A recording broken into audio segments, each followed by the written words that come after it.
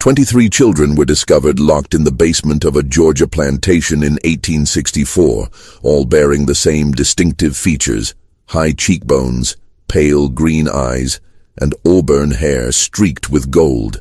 When Union soldiers forced open the iron doors of Thornhill Estate in Burke County, they found these children huddled together in darkness, some as young as 4, others approaching adolescence. The eldest, a girl of 13, told the officers something that made veteran soldiers physically ill. "Mistress says we are her legacy. We cannot leave because we are her blood." Military records from the 34th Massachusetts Infantry mention the incident only once in a letter marked "confidential" and buried in regimental archives for over a century. Local histories of Burke County omit Thornhill Estate entirely, as if the plantation and its mistress never existed. But they did exist. And what Catherine Thornhill created in those 16 years between her husband's death and the arrival of federal troops represents one of the most disturbing chapters in American history.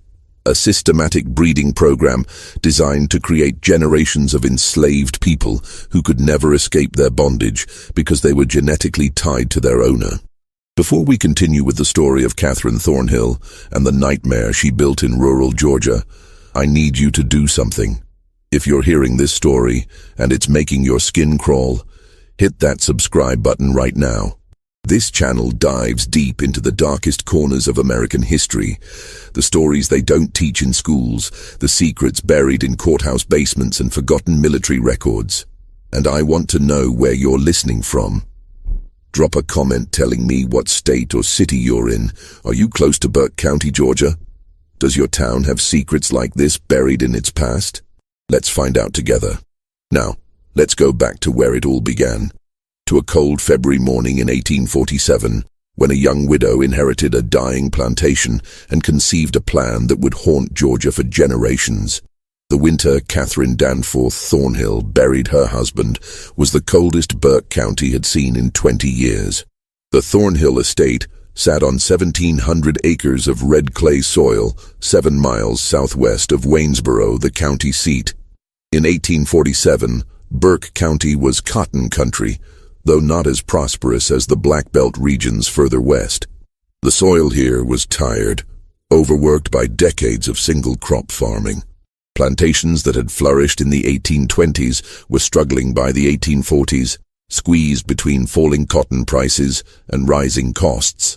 The Mexican War had drawn away laborers, and talk of territorial expansion divided communities along bitter lines. Thornhill Estate had once been among the more successful properties in the region. Catherine's late husband, Jonathan Thornhill, had inherited it from his father in 1838, with 42 enslaved workers, adequate equipment, and manageable debt. But Jonathan had been a poor manager and an enthusiastic gambler. By the time a winter fever claimed him in February 1847, the estate was mortgaged to the hilt. The fields were producing barely enough to feed the workers, and creditors were circling like buzzards. Catherine was 28 when she became a widow. She had married Jonathan when she was 19, a strategic match arranged by her father, Theodore Danforth, a prominent merchant in Augusta. The Danforths were old Georgia money, descended from settlers who had arrived in the 1730s. Catherine had been educated by private tutors, spoke French passably well, and had been raised with expectations of managing a substantial household. What she had not expected was to inherit a failing plantation with crushing debts and a 16-year-old son who looked at her with something approaching hatred. Richard Thornhill was Jonathan's son from his first marriage. His mother had died giving birth to him in 1831, and Jonathan had remarried 5 years later. Richard had never warmed to Catherine, viewing her as an interloper who had replaced his real mother. He was a sullen, bookish boy who spent most of his time in the estate's small library, avoiding both his stepmother and the practical work of running a plantation. Catherine found him weak, impractical, and entirely too sentimental about the enslaved workers. He had once suggested they should be taught to read, an idea so dangerous that Catherine had forbidden him from speaking of it again. The plantation itself reflected its declining fortunes. The main house was a 2-story structure of whitewashed brick, with 6 columns across the front portico, built in 1805 in the Federal style. Paint peeled from the window frames, and the roof leaked in 3 places. The furniture inside was a mix of inherited pieces from Jonathan's family and cheaper replacements purchased when the good pieces had been sold to pay gambling debts. Behind the main house stood the kitchen building, the smokehouse, the dairy, and the overseer's cottage, all in similar states of disrepair. Further back, beyond a line of live oaks draped with Spanish moss, were the quarters where the enslaved population lived. In 1847, 31 people remained on the property, 11 men, 13 women, and 7 children. 16 others had been sold off over the previous 3 years to satisfy Jonathan's creditors. Those who remained knew that more sales were coming. Fear hung over the quarters like fog over the Savannah River. Catherine spent the first month after Jonathan's death in a kind of controlled fury. She met with the estate's lawyer, Ambrose Talbot, who laid out her options in blunt terms. Sell the property and the remaining workers to settle the debts, and perhaps have enough left over to live modestly in Augusta under her father's roof. Or find some way to make the plantation profitable again, which Talbot considered unlikely given the state of the cotton market and the estate's depleted resources. Neither option was acceptable to Catherine. Returning to Augusta would mean admitting failure. Living as a dependent spinster in her father's house, forever marked as the widow who couldn't hold on to her inheritance. But she also recognized that traditional plantation management wouldn't save Thornhill Estate. The land was worn out. The equipment was old. The remaining enslaved workers were insufficient in number to work the cotton fields profitably, and she had no money to purchase more. It was during one of these sleepless nights, poring over the estate's account books by candlelight, that Catherine conceived her plan. The idea came to her with the cold logic of desperation. If she couldn't afford to purchase workers, she would breed them.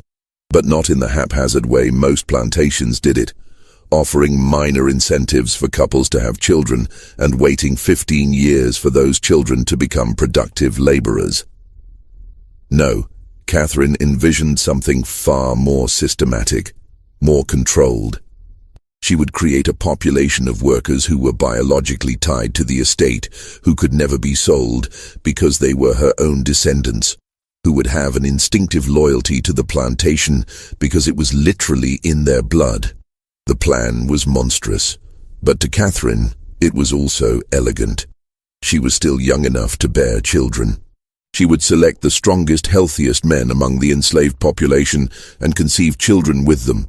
These children would be raised knowing their parentage, would be given slightly better treatment than the others to ensure their loyalty, and when they reached maturity, would be paired with enslaved women to produce the next generation. Within 20 years, Catherine calculated, she could have a workforce of 50 or more, all bound to Thornhill Estate by ties that went deeper than legal ownership. She began keeping a journal to work out the details. This was no diary of personal feelings. Catherine was far too practical for that. Instead, she created what she called her cultivation records, filled with calculations, observations, and plans. She wrote in a simple substitution cipher, replacing key words with innocuous agricultural terms. Children became seedlings.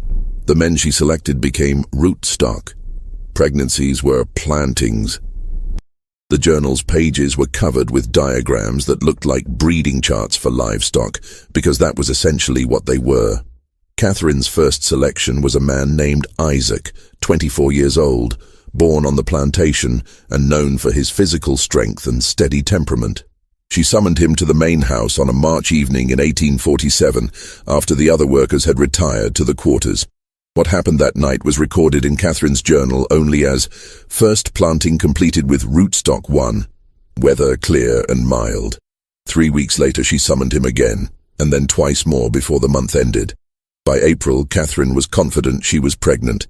She recorded this in her journal with the same emotional detachment she might note the planting of cotton. Initial cultivation successful.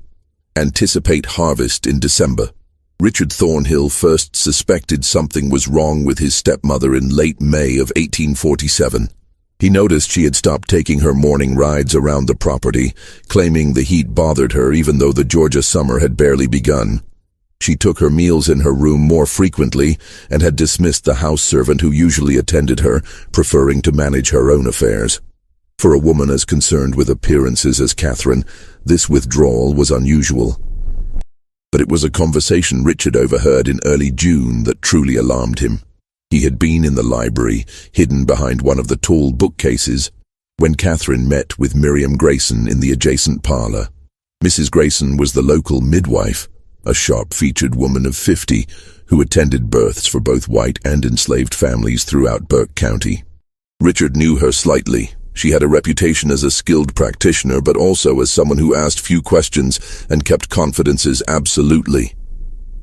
"You're certain of your condition?" Mrs. Grayson asked in her clipped professional tone. "Quite certain," Catherine replied. "I should think sometime in early December."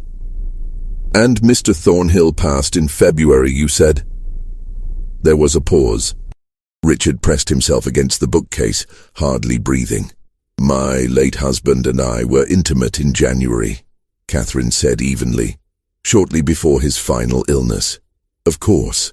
Mrs. Grayson's voice carried a note of something, not quite disbelief, but a careful neutrality. "I'll need to examine you properly, and we should discuss the arrangements for the delivery. Will you want me here at the house?" "I will. And I'll need your discretion, Miriam." "Absolutely. You have it, as always." Richard waited until both women had left the room before emerging from his hiding place. His hands were shaking. The mathematics didn't work. His father had been bedridden for the entire month of January, barely conscious most days, racked with fever and chills. Richard had sat with him many nights. There had been no possibility of intimate relations between his father and Catherine, which meant the child Catherine was carrying had been conceived after Jonathan's death, in March or April, with someone else. The implications made Richard sick to his stomach. If word got out that Catherine had conceived a child out of wedlock, the scandal would destroy what little remained of the family's reputation. Creditors would move immediately to seize the property. The Danforth family in Augusta would disown her. But beyond the practical consequences, Richard was appalled by the deception itself.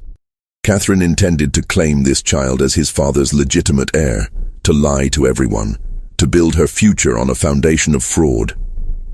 He considered his options. He could confront Catherine directly, but he was only 16 and she held all legal authority over the estate. He could go to lawyer Talbot in Waynesboro, but without proof, it would be his word against Catherine's. And as a minor, his testimony would carry little weight. He could write to his grandfather Danforth in Augusta, but Catherine read all outgoing mail from the estate. Instead, Richard began to watch Catherine carefully, looking for evidence, trying to understand what she was planning.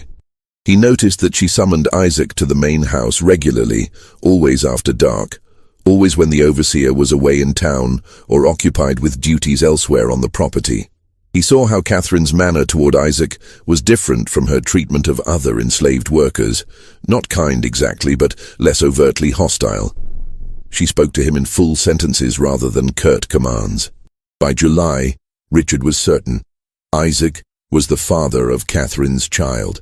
The realization filled him with horror, not just at the violation of social and legal boundaries, but at what it revealed about Catherine's character.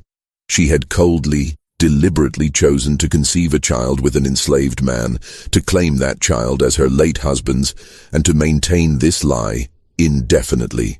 What kind of woman was capable of such calculated deception? He found part of the answer in early August, during one of Catherine's rare trips to Waynesboro.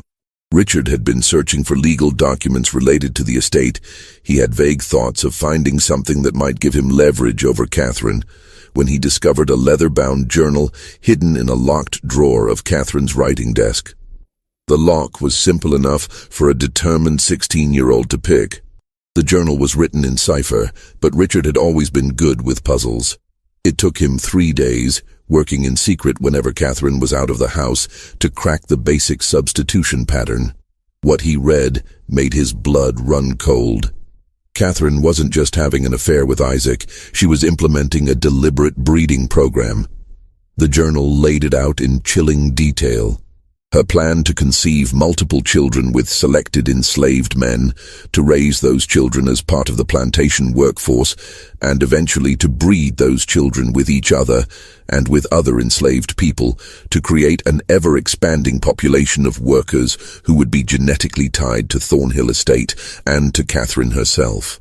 There were charts, calculations of expected births over 5-year periods, notes on which men displayed desirable physical characteristics, speculation about whether traits like strength, intelligence, and temperament were heritable. It read like something from a livestock breeder's manual, except the livestock were human beings. Richard copied several pages of the journal, translating the cipher into plain English, his hand shaking so badly he could barely hold the pen. This was evidence. This was proof of Catherine's depravity. He could take this to the authorities. He could expose her. But that night, at dinner, Catherine looked at him with those cold green eyes and said casually, "Richard, have you been in my study recently? Some of my papers seem to have been disturbed."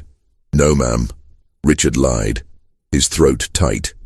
"I keep certain documents locked away for good reason," Catherine continued, cutting her meat with precise strokes. "If I ever found that someone had violated my privacy, broken my trust in such a fundamental way, I'm afraid I would have to take serious action. Do you understand?" "Yes, ma'am." "Good. Because family loyalty is everything, Richard. Everything. Without it, we're simply animals tearing at each other." She smiled, but it didn't reach her eyes. "I know you loved your father very much. I would hate for his memory to be tarnished by scandal, especially scandal that might emerge from within his own household." The threat was clear.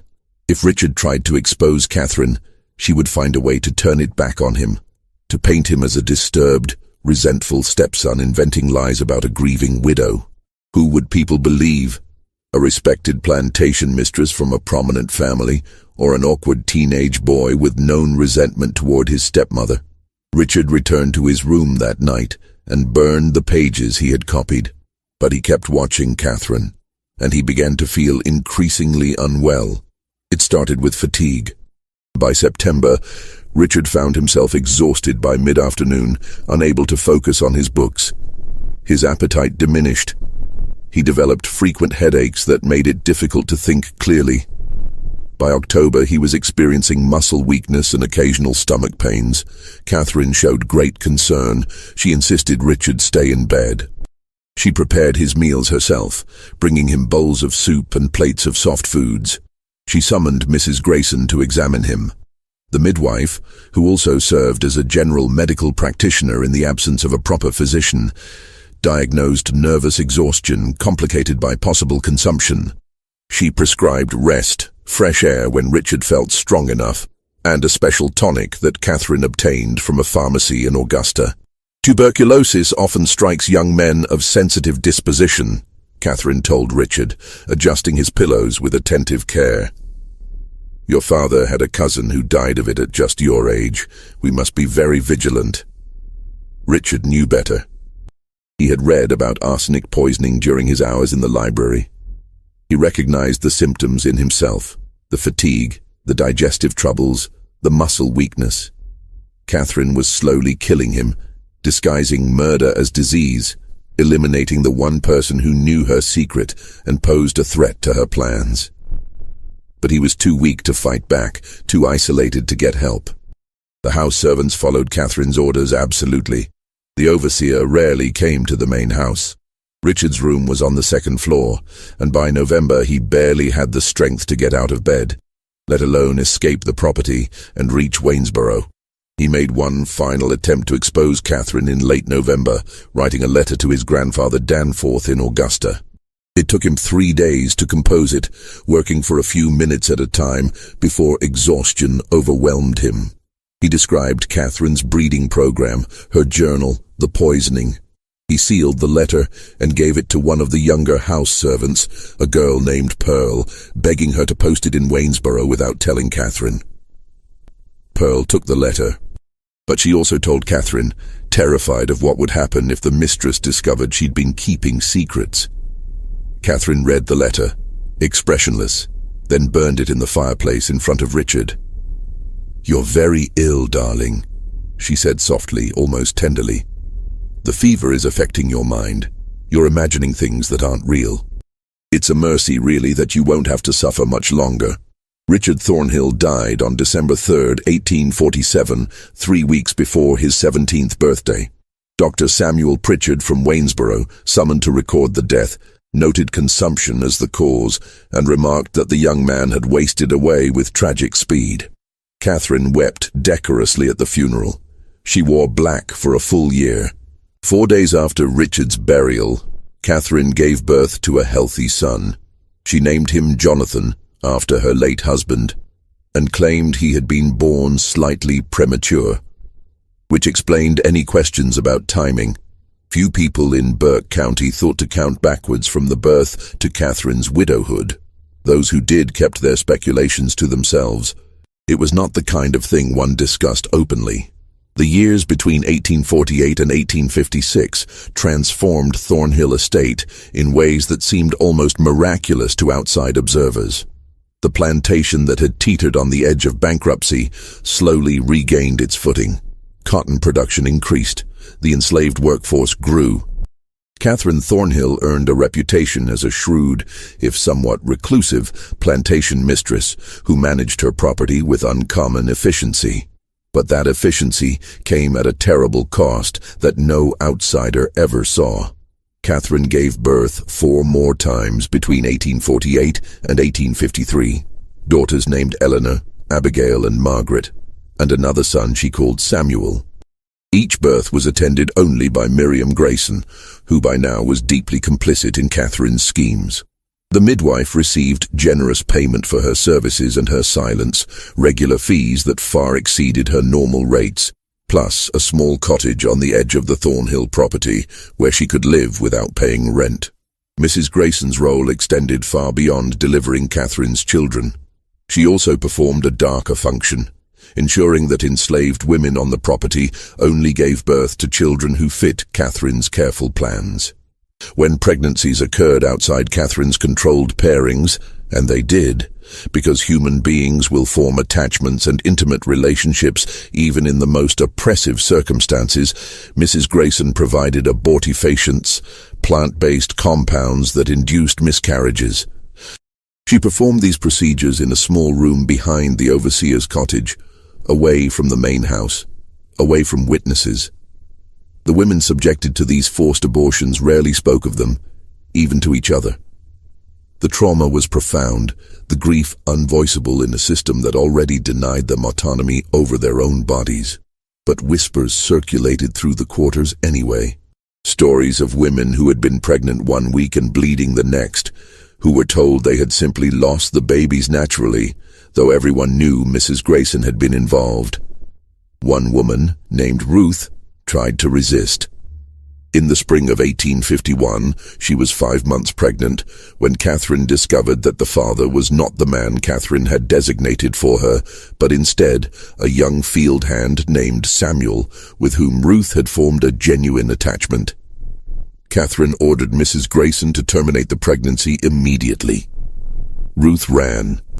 She made it nearly 4 miles into the pine forests southwest of the plantation before the overseer's dogs tracked her down.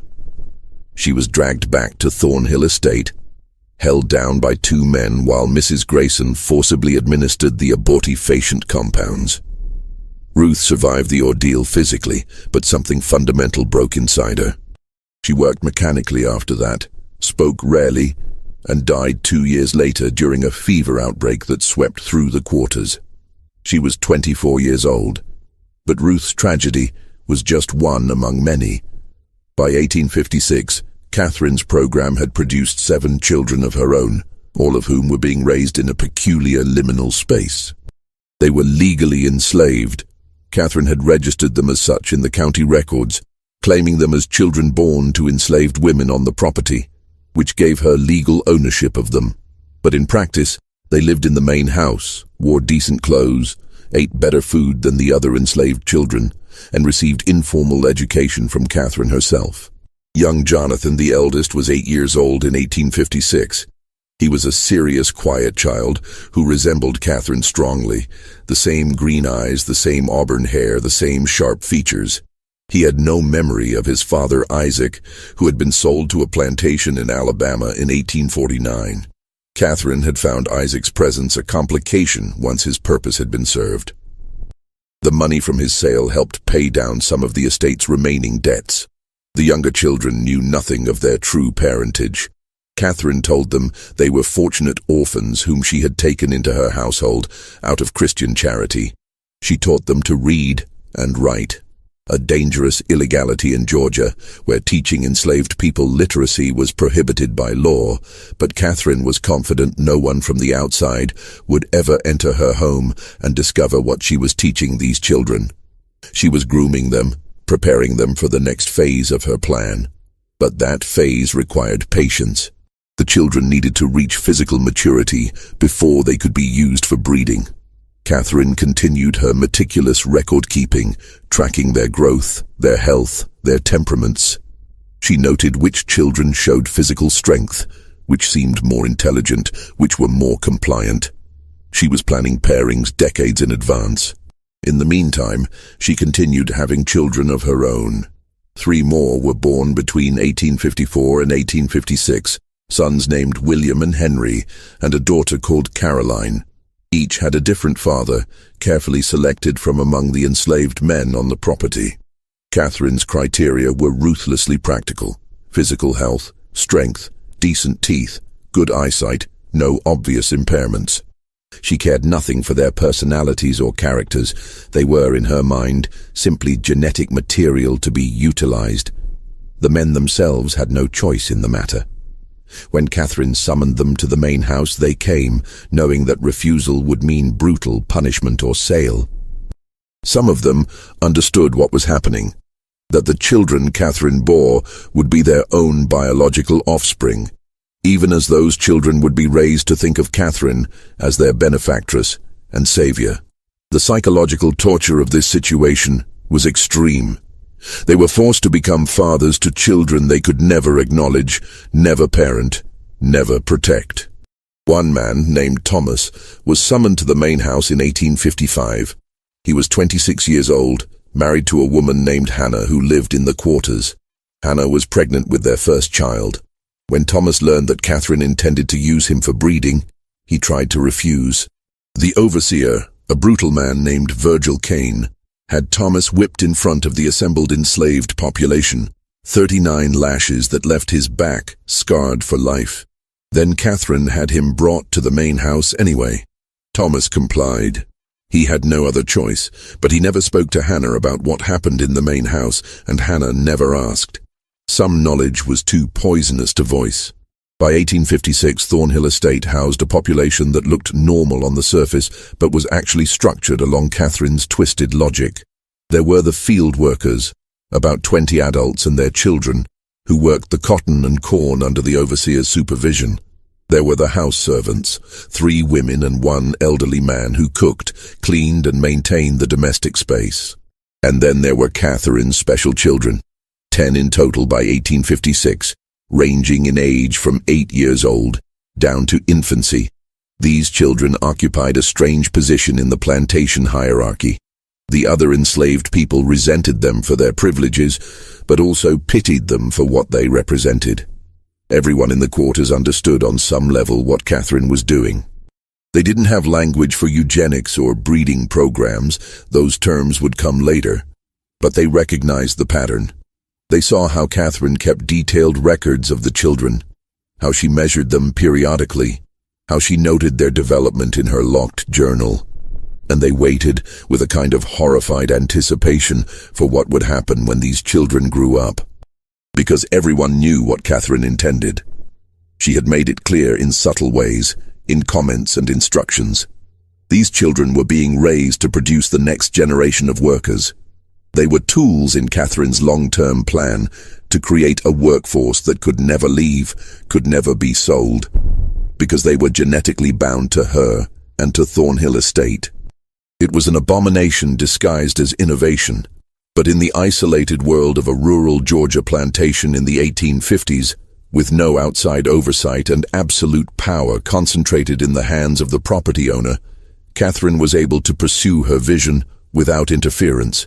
The only person who posed any potential threat was lawyer Talbot in Waynesboro, who handled the estate's legal affairs and thus had access to records that might raise questions. But Talbot was a practical man who valued profitable clients, and by 1856, Thornhill Estate was becoming profitable. The cotton yields were improving. The workforce was growing through Catherine's breeding program at no acquisition cost. Debts were being paid down. Talbot asked no uncomfortable questions because he benefited from Catherine's success. The isolation of the plantation helped maintain secrecy. Thornhill Estate was 7 miles from Waynesboro, connected by a rough road that was often impassable in winter. Neighbors were few. The nearest plantation was 3 miles away. Catherine rarely entertained visitors and discouraged social calls. When she did interact with other plantation families, usually at church on Sundays or at occasional gatherings in Waynesboro, she presented herself as a proper widow, managing her late husband's property with Christian virtue and practical wisdom. No one suspected the systematic horror occurring behind the whitewashed brick walls of the main house and in the quarters beyond the oak trees. And even if they had suspected, would they have cared? This was Georgia in the 1850s. A society built on the brutal exploitation of enslaved labor. Catherine's program was more systematic, more coldly calculated than most, but it was not fundamentally different in kind from what happened on thousands of other plantations across the South. That was perhaps the most disturbing aspect of the entire situation. Catherine's breeding program was monstrous, but it was also logical within the framework of a society that already treated human beings as property to be bought, sold, and bred at will. She had simply taken the underlying logic of slavery and followed it to one of its most horrifying conclusions. But systems built on such profound injustice contain the seeds of their own destruction. Change was coming to Georgia and the entire South, though in 1856 few people could imagine how soon or how violently it would arrive. The late 1850s brought increasing tensions to Burke County and all of Georgia. The question of slavery's expansion into new territories dominated national politics. The violence in Kansas Territory, where pro-slavery and anti-slavery settlers were literally killing each other, was discussed in anxious tones at the courthouse in Waynesboro. The presidential election of 1856, which put James Buchanan in office, did little to resolve the fundamental conflicts tearing the country apart. Catherine paid little attention to politics. Her focus remained fixed on Thornhill Estate and her long-term program. By 1859, her eldest children were approaching adolescence. Jonathan was 11, Eleanor was 10, Abigail was 9.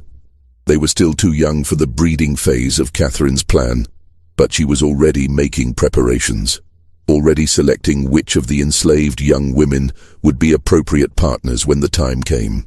It was during this period that Catherine constructed what she called the Heritage Room, in a previously unused section of the mansion's east wing. She told the house servants it would be a storage space for family records and memorabilia. In reality, it was a shrine to her breeding program. The room was windowless, lit by oil lamps, with walls lined with shelves and a large table in the center. On the shelves, Catherine stored her coded journals, 3 leather-bound volumes by 1859, chronicling every birth, every pairing, every observation about the children's development. She also kept small glass vials, each labeled with a name and a date, containing locks of hair from each child. These samples were arranged in rows, organized by generation and parentage, a physical archive of her genetic experiments. On the table, Catherine had drawn elaborate family trees in ink, showing not actual family relationships, but her planned pairings for future generations. Lines connected names, with notations about anticipated outcomes. Strong constitution, good teeth, intelligent, compliant temperament. It looked like breeding charts for show dogs or race horses, except the names were human. Abigail paired with Thomas's son Jacob, Eleanor with Isaac's son Marcus, who would be born in 1862, Margaret with Samuel's nephew Peter. Catherine spent hours in this room, planning decades into the future, imagining a Thornhill estate populated by 100 or more workers, all descended from her, all genetically and psychologically bound to the land. In her mind, she was creating something revolutionary, a plantation that would never face labor shortages, never require expensive purchases of new workers, never risk mass escapes, because the enslaved population would have nowhere else to go. They were family, in the most literal sense. The practical implementation of this vision required Catherine to exert even tighter control over the plantation's social structures. She began separating the children into different groups based on their roles in her program. The special children, her own biological offspring, continued living in or near the main house. The other enslaved children were kept at a distance, sleeping in the quarters, working in the fields as soon as they were old enough. But Catherine needed these other children too. They were necessary for the genetic mixing she envisioned. So she implemented a system of subtle manipulation, offering small privileges to families who cooperated with their pairings, threatening separation and sale to those who resisted. The psychological pressure was immense and constant. A woman named Violet, mother of 3, found herself in an impossible position in 1860. Catherine had decided that Violet's eldest daughter, a girl of 14 named Sarah, should be paired with one of the older field hands, a man in his 30s named Elijah. Sarah was terrified. She was still a child, and Elijah was old enough to be her father. Violet begged Catherine to wait, to give Sarah more time. Catherine's response was cold. "You have 2 younger daughters, Violet. Would you prefer I sell them to settle this matter? Or will Sarah do her duty to this estate and to you?" Sarah was paired with Elijah that autumn. She gave birth to a daughter 9 months later and died from complications of the delivery. She was 15 years old. Violet never recovered from the loss.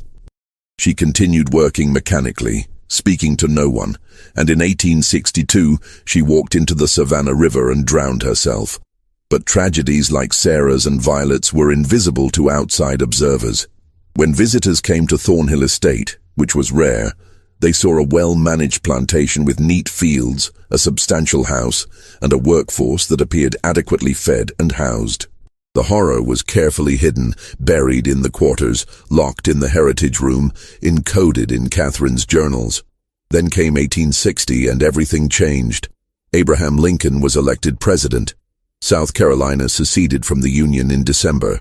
Georgia followed in January 1861, with delegates at the secession convention in Milledgeville voting 208 to 89 to leave the United States and join the Confederate States of America. War came in April with the firing on Fort Sumter. Initially, many Georgians believed it would be a short conflict, a few months, perhaps a year, and the Confederacy would establish its independence.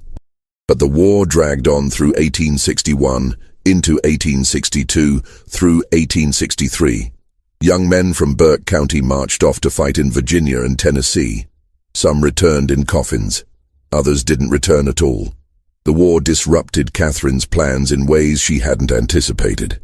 The overseer, Virgil Kane, enlisted in the Confederate Army in 1861 and was killed at Shiloh in April 1862. Finding a replacement was difficult. Most able-bodied white men were away at war. Catherine eventually hired an elderly man named Silas Kendrick, who was too old for military service. Kendrick was less brutal than Kane had been, but he was also less effective at maintaining discipline and control. The enslaved population at Thornhill Estate began to sense the shifting power dynamics. News filtered through the slave networks that connected plantations across Georgia. Whispered reports of Union victories, rumors that Lincoln had issued a proclamation freeing enslaved people in Confederate territory, speculation about what would happen if the Yankees came south. Catherine tightened her control as best she could. She confined the enslaved population to the plantation, forbidding anyone from leaving, even to visit relatives on neighboring properties. She increased rations slightly to reduce the temptation to run away. and she accelerated her breeding program, pushing some of the children into pairings earlier than she had originally planned. Jonathan, her eldest son, turned 15 in December 1862. Catherine decided he was ready. She had selected a young woman named Rachel, 16 years old, the daughter of one of the field hands. Rachel had no say in the matter. In February 1863, Catherine arranged for Jonathan and Rachel to be married in a ceremony she conducted herself in the main house, a mockery of a wedding with no legal standing, designed purely to give a veneer of respectability to the breeding pairing. Jonathan, who had been raised in isolation from the other enslaved people and taught to think of Catherine as his benefactress, accepted this arrangement without question. He had no understanding of what had been done to him, no awareness that Catherine was his biological mother, no sense of the profound wrongness of the entire situation. Rachel, traumatized into silence, said nothing. But others in the quarters were watching.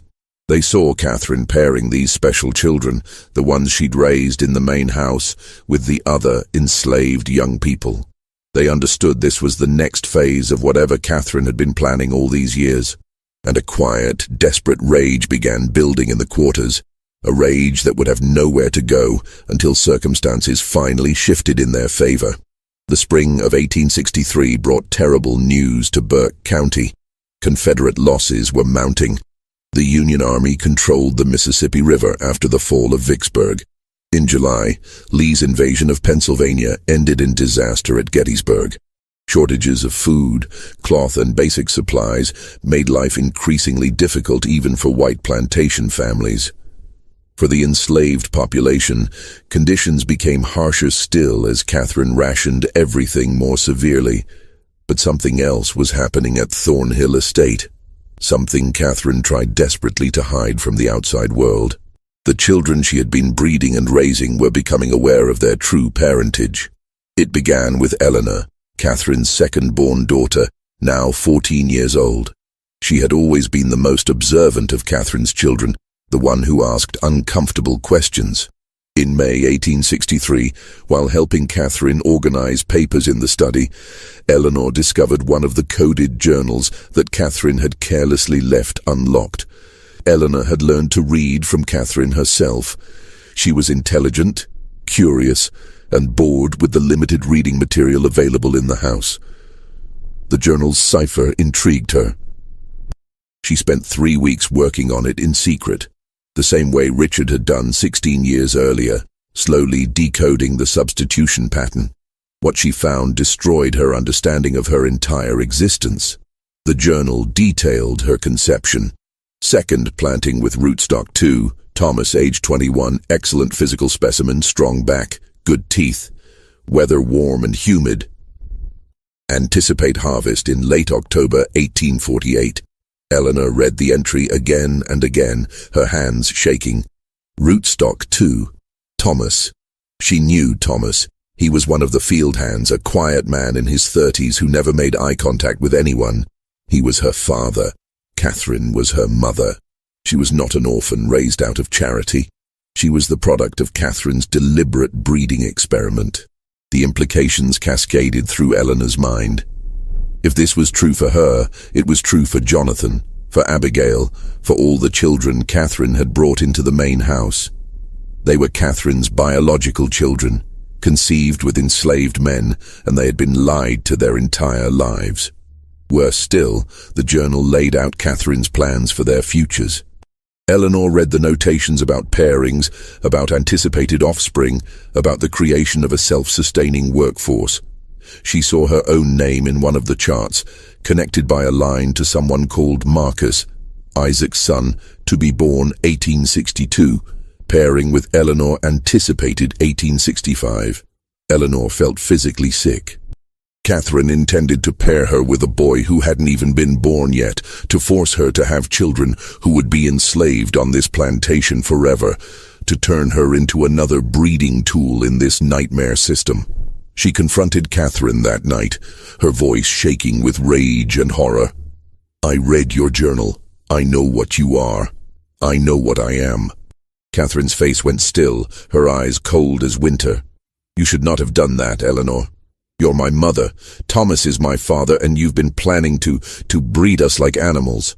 Eleanor could barely force the words out. "Sit down," Catherine commanded. "No. Sit down."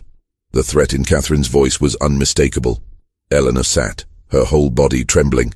Catherine paced the room, her mind clearly working through the problem Eleanor now represented. Finally, she spoke. "You are intelligent enough to understand the position we're in, so I'll speak plainly. Yes, I am your biological mother. Yes, I have been implementing a systematic program to create a self-sustaining workforce for this estate. And yes, you and the others will participate in that program when you come of age." "I won't," Eleanor said, but her voice lacked conviction. "You will, because the alternative is far worse." Catherine leaned forward, her face inches from Eleanor's. "Right now, you live in this house. You eat good food. You wear decent clothes. You can read and write. What do you think happens if you refuse to cooperate?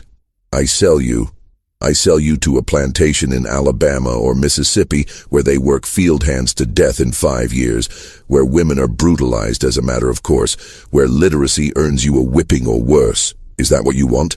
Eleanor said nothing, tears streaming down her face. "I thought not."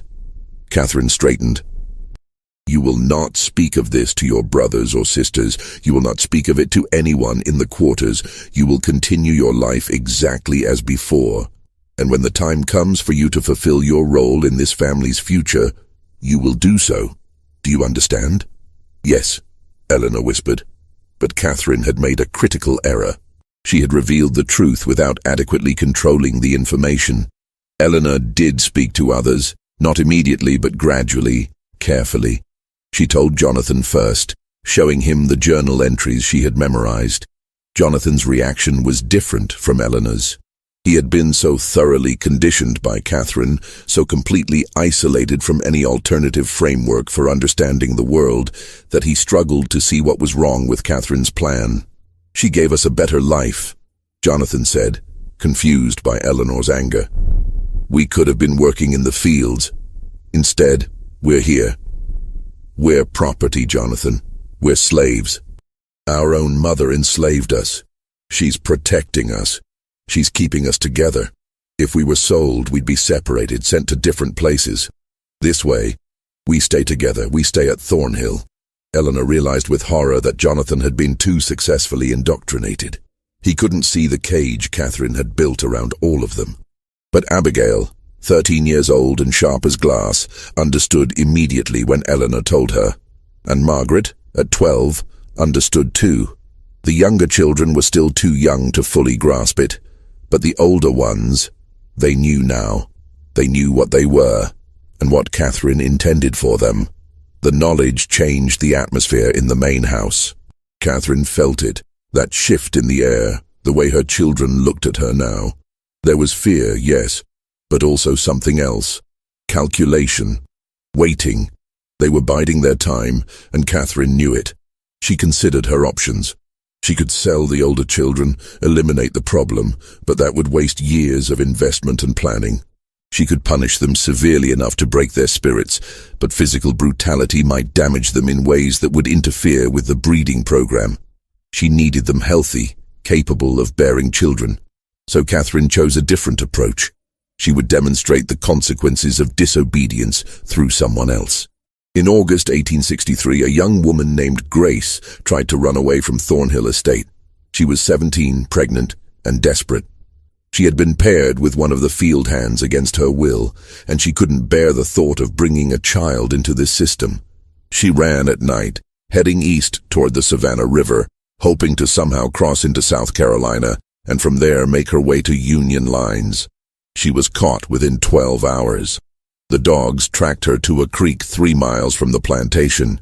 She was brought back, locked in one of the outbuildings, and the next morning Catherine assembled everyone, all the enslaved people, including her special children from the main house, in the yard between the quarters and the mansion. Grace was brought out, her hands tied. Catherine stood on the porch of the main house, her face expressionless. This woman attempted to abandon her responsibilities to this estate and to all of you. She attempted to destroy the family we have built here. The penalty for such betrayal must be severe. What followed was brutal. Grace was whipped publicly, 20 lashes administered by the elderly overseer Kendrick, who carried out the punishment with grim reluctance. Catherine made all the children watch, including her own biological offspring. The message was clear: this is what happens to those who try to leave. But Catherine had miscalculated again. The public punishment didn't terrify the enslaved population into submission.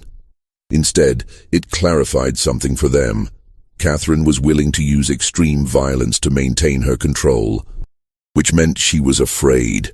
And if she was afraid, that meant they had more power than they'd realized. Whispers began circulating through the quarters in the weeks that followed. Whispers about waiting for the right moment. Whispers about what would happen when the war ended, because surely it would end, and surely the Yankees would come south, and surely things would change. All they had to do was survive until then. Eleanor heard these whispers. She began spending time near the quarters when Catherine wasn't watching, developing relationships with the other enslaved people she had been kept separate from her entire life. She learned things Catherine had never told her, about her father Thomas, about the other men Catherine had used, about the women who had died or been broken by Catherine's program. One evening in October, Eleanor met with a group of the older enslaved women in the woods beyond the quarters. They sat in a circle in the darkness, speaking in low voices. A woman named Hope in her 40s looked at Eleanor with something between pity and respect. "Your mama, she thinks she made something special here," Hope said quietly. "Thinks she made family. But all she did was make people who hate her in ways she can't even understand." "What happens when the war ends?" Eleanor asked. "Depends on who wins," Hope replied. "Yankees win, we're free. Confederates win, things stay the same or get worse. But either way, your mama can't keep doing what she's been doing. Too many people know. Too many people angry. Something got to break." "What if we made it break?" Eleanor asked. The women looked at her in surprise. Hope leaned forward. "What you saying, child?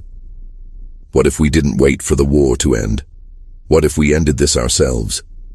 The idea hung in the air, dangerous and intoxicating. One of the younger women, Anna, spoke up. "You talking about running, taking everyone and running? Or fighting?" Eleanor said. "There's only Mrs. Catherine and old Mr. Kendrick. There are 40 of us. And 20 of them are children," Hope said practically. "And where we gonna go? Confederates catch runaways. They kill us or sell us further south. And you think they gonna see you as one of us? Or one of them?" The question stung, because Eleanor didn't know the answer. She was Catherine's daughter. She had grown up in the main house. She could read and write. Her skin was lighter than most of the people in the quarters. Would they even accept her if things came to violence? Before Eleanor could respond, they heard footsteps crashing through the underbrush. Everyone scattered, melting into the darkness. Eleanor ran back toward the main house, her heart pounding, wondering if someone had heard their conversation, if Catherine would find out, if everything was about to collapse. But no punishment came. The next day passed normally, and the day after that. It seemed they had escaped detection, but the seed had been planted. The idea that they didn't have to passively wait for external forces to free them. They could act themselves. That idea began spreading through the quarters like a fever. Catherine sensed the change, but couldn't identify its source. She increased her surveillance, had Kendrick patrol the quarters at night, restricted movement even further. The tension at Thornhill Estate grew thicker with each passing week. It was like watching a storm build on the horizon, dark clouds massing, electricity charging the air, everyone waiting for the lightning to strike. The break came in March of 1864, but not in the way anyone expected. A unit of Confederate cavalry came through Burke County, requisitioning supplies from plantations, food, horses, cloth, anything useful for the war effort. Catherine had no choice but to comply. She provided corn, preserved meat, and 2 of the plantation's best horses. The soldiers stayed only one night, camped in the fields beyond the quarters, and departed at dawn. But their presence had consequences. The soldiers spoke openly about the war's progress, and the news was bad for the Confederacy. Sherman was pushing through Georgia. Union forces were closing in from multiple directions. Some soldiers spoke fatalistically about the war being lost, about going home, about the impossibility of maintaining the fight much longer. The enslaved population at Thornhill Estate heard every word. Hope surged through the quarters. Freedom was coming. It might be months or weeks, but it was coming. All they had to do was hold on a little longer. Except Catherine, sensing this hope and terrified by what it meant for her long-term plans, decided to act decisively.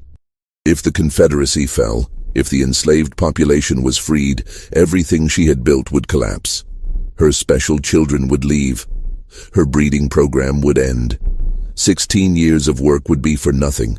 She couldn't allow that to happen. On the night of March 17, 1864, Catherine gathered her biological children in the main house: Jonathan, Eleanor, Abigail, Margaret, Samuel, William, Henry, Caroline, and the 3 youngest who were still infants. 11 children in total, ranging from 16 years old down to 6 months. "Things are going to change very soon," Catherine told them, her voice calm, but her eyes intense. "The war may end badly for us. The Yankees may come. There may be attempts to take you away from me, to destroy our family. I cannot allow that to happen." Eleanor felt ice slide down her spine. "What are you planning?" "We're going to secure our future," Catherine said. "Tonight." She led them to the heritage room in the East Wing, the room none of them except Jonathan had ever been allowed to enter. Catherine lit the oil lamps, illuminating the shelves of journals, the vials of hair samples, the elaborate family trees drawn on paper and pinned to the walls. "This is our legacy," Catherine said. "This is what we've built together, and no one is going to take it from us." From a locked cabinet, Catherine withdrew a small wooden box. Inside were several glass bottles containing clear liquid. "This is a medicine called laudanum," she explained. "In small doses it provides relief from pain. In larger doses it provides eternal peace." Abigail gasped. "You want to poison us?" "I want to protect you," Catherine corrected, her voice taking on an edge of desperation. "If the Yankees come, if they free the others, where will you go? You're not white enough to live in white society. You're not fully black in their eyes either. You'll be outcasts, owned by no one, belonging nowhere. Is that better than staying here, staying together, staying with me?" "Yes," Eleanor said firmly. "Anything is better than this." Catherine's face hardened. "You're too young to understand. All of you are too young. But I am your mother, and I know what's best for this family." She moved toward the bottles, but Jonathan stepped between her and the others. He was 16, nearly as tall as Catherine, and something in his face had changed. "No," he said quietly. "Jonathan, don't be foolish. You understand the plan. You've always understood." "I understood what you told me," Jonathan said. "But Eleanor showed me the journals. I read what you wrote about us. About Father Isaac, about Father Thomas, about all of them. I know what you did. I know what you are. I am your mother." "You're a monster," Jonathan said, and his voice broke on the word. Catherine slapped him, a sharp crack that echoed in the small room. "How dare you? After everything I've given you, after everything I've sacrificed, you sacrificed nothing," Eleanor said, stepping forward to stand beside Jonathan. "You used people. You destroyed them. You destroyed us." Catherine looked at her children, seeing them clearly perhaps for the first time. They were united against her. Even the younger ones, who didn't fully understand what was happening, sensed the confrontation and stood with their older siblings. She had lost them. In that moment, Catherine made a final, desperate decision. If she couldn't keep her children, if they were going to reject her and leave her and destroy everything she had built, then she would at least preserve the record of what she had accomplished. Future generations would know what Catherine Thornhill had created, even if the creation itself had failed. She grabbed the journals, the charts, the vials of hair samples, clutching them to her chest.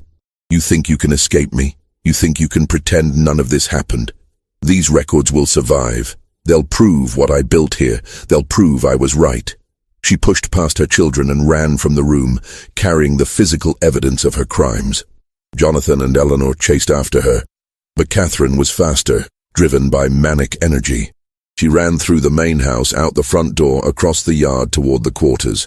What happened next depended on who you asked. Multiple testimonies would later conflict, each person remembering the events slightly differently, shaped by their own trauma and perspective. What is certain is that Catherine reached the quarters carrying her journals and specimens. What is certain is that the enslaved population, roused by the commotion, emerged from their cabins to see the mistress who had tormented them for 16 years running toward them in the darkness, clutching the evidence of her atrocities. What is certain is that someone, maybe Hope, maybe one of the men, maybe several people at once, decided that this was the moment. This was when it ended. Catherine Thornhill disappeared that night. Her journals were found scattered in the mud outside the quarters, pages torn and muddy. The vials of hair samples were smashed. The charts were burned, and Catherine herself was simply gone.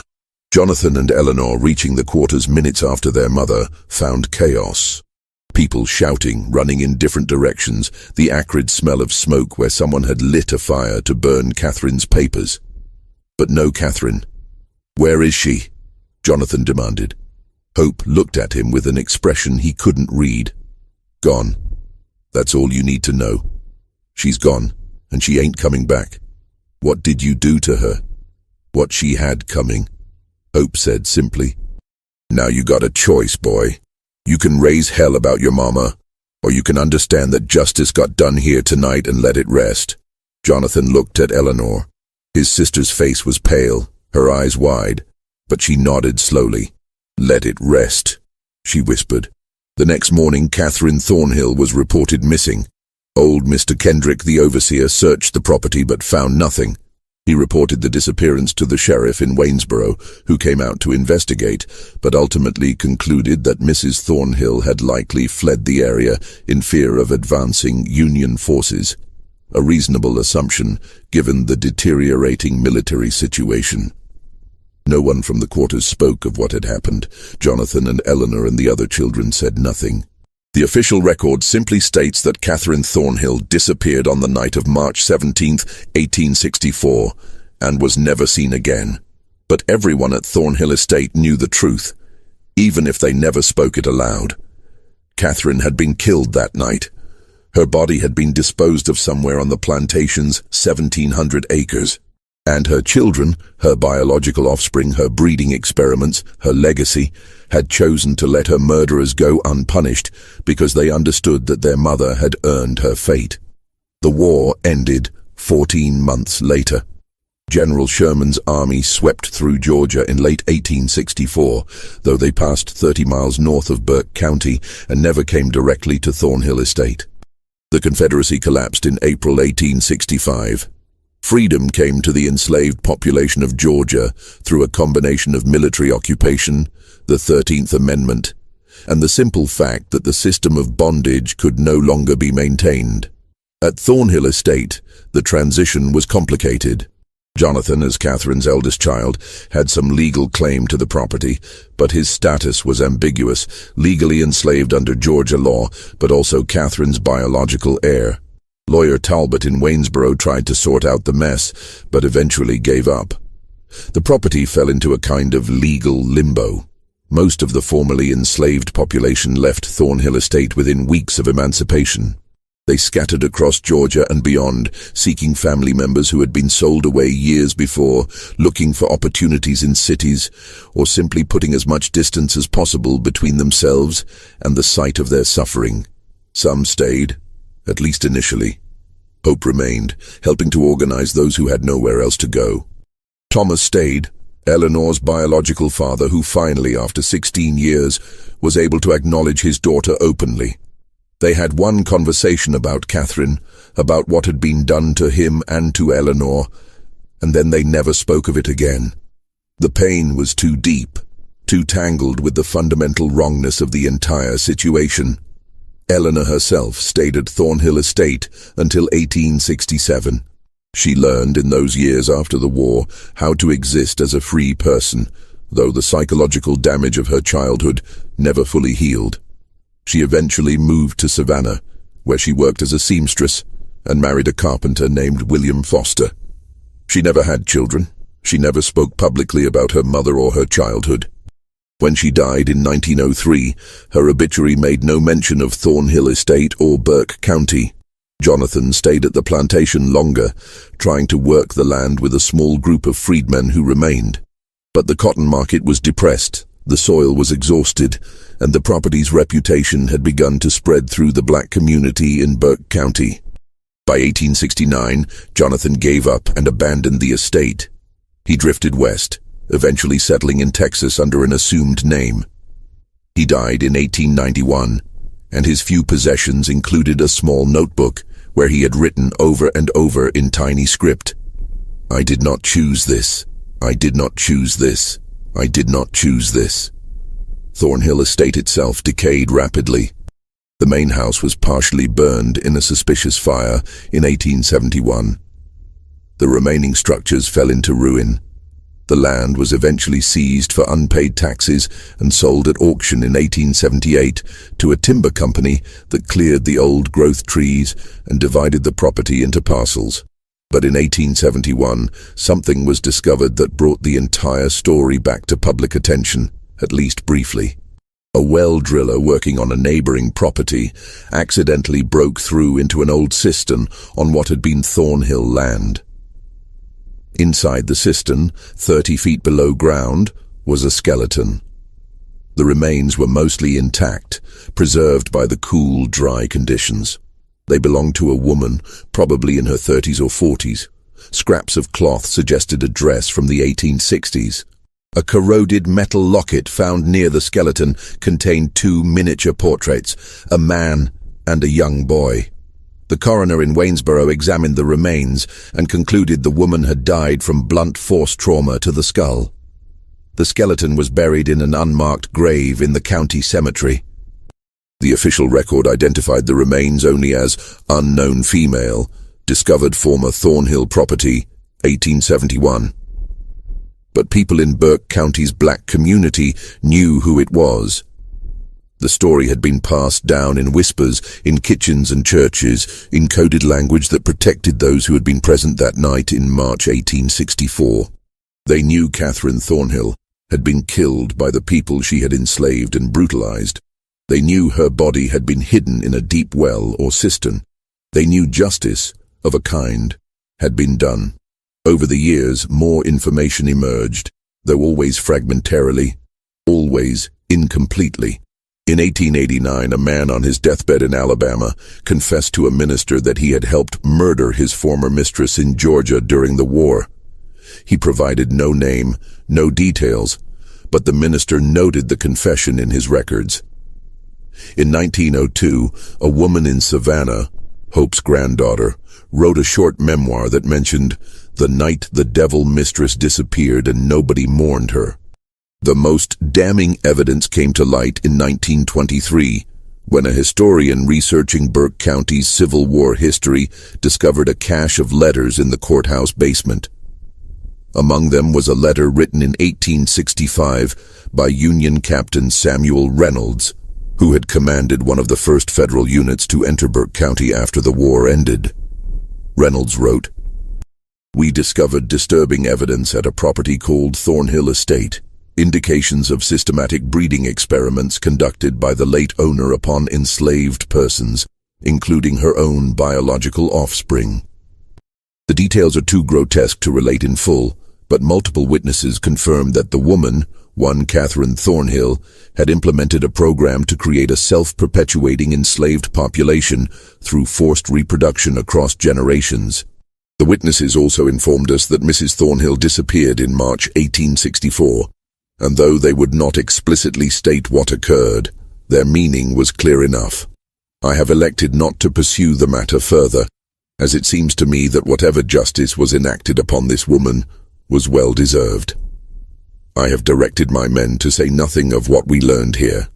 The letter was filed away and forgotten again until a graduate student found it in 1954 while researching her dissertation on Reconstruction in Georgia. She tried to verify the story, interviewing elderly residents of Burke County who might remember family stories from that era. Most claimed to know nothing. One woman, 93 years old, the great-granddaughter of one of the enslaved people at Thornhill Estate, said only, "Some things happened that needed to happen. Some people did things that needed doing, and that's all that needs to be said about it."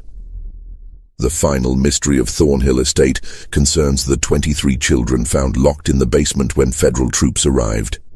Captain Reynolds' official report mentions them, as do several letters written by soldiers in his unit. The children were freed and placed with freedmen families in Burke County and surrounding areas. But what happened to them after that is lost to history. Some of them surely survived to adulthood, some likely had children of their own. Which means there are probably people alive today, living in Georgia or elsewhere, who carry Catherine Thornhill's genetic legacy without knowing it. They might be descended from Jonathan or Eleanor, or one of the other children from the breeding program. They might carry some of those distinctive features, pale green eyes, auburn hair, sharp cheekbones, that marked Catherine's offspring. They would never know their ancestor built her legacy on one of the most calculated systems of exploitation and cruelty in American history.